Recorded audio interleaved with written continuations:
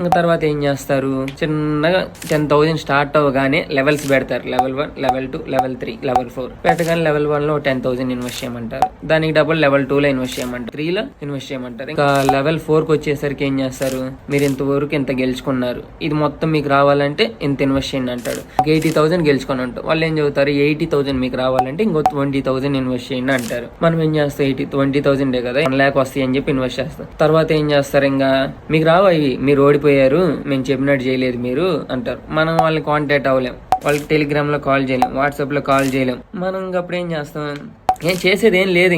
ఏం చేస్తాం, చేసేది ఏం లేదు. ఉన్న డబ్బులు మొత్తం చేస్తారు. ఇంక ఇది ప్రెసెంట్ జరుగుతుంది. మనం పోలీస్ కంప్లైంట్ ఇవ్వలేం. పోలీస్ కంప్లైంట్ ఇస్తే చదువుకున్నాడువే కదా ఏం చేస్తాం అంటారు.